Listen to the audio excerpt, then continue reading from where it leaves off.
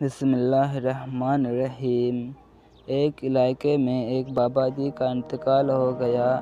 جنازہ تیار ہوا اور جب اٹھا کر قبرستان جانے لگے تو ایک آدمی آگے آیا اور چارپائی کا ایک پاؤں پکڑ کر بولا، مرنے والے نے میرے 15 لاکھ روپے دینے ہیں، پہلے مجھے پیسے دو پھر اس کو دفن کرنے دوں گا۔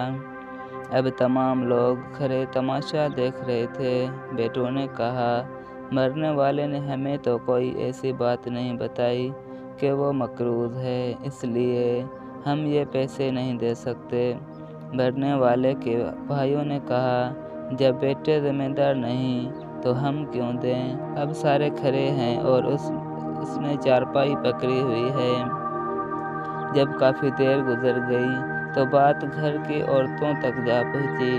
مرنے والے کی ایک لوتی بیٹی نے جب یہ بات سنی تو فوراً اپنا سارا زیور اتارا، اپنی ساری نقد رقم جمع کر کے اس آدمی کے لیے بھیجوا دیا اور کہا، اللہ کے لیے یہ رقم زیورات بھیج کر اس کی رقم رکھو اور میرے ابو کا جنازہ نہ روکو۔ میں مرنے سے پہلے سارا قرض ادا کر دوں گی اور باقی رقم کا جلد بندوبست کروں گی۔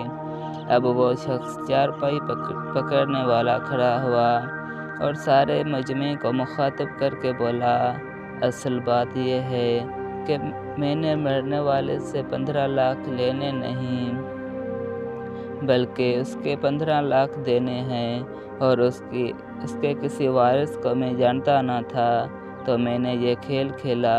اب مجھے پتہ چل چکا ہے کہ اس کے وارث ایک بیٹی ہے اور اس کا کوئی بیٹا اور کوئی بھائی نہیں۔ اب بھائی منہ اٹھا کر اسے دیکھ رہے تھے اور بیٹے بھی۔ محترم عزیز دوستو، جن کی بیٹیاں ہیں وہ خوش نصیب ہیں، لہٰذا بیٹی کی پیدائش پہ خوش ہونا چاہیے نہ کہ غمگین۔ بیٹیوں کی شریعت میں بہت فضیلت بیان کی گئی ہے۔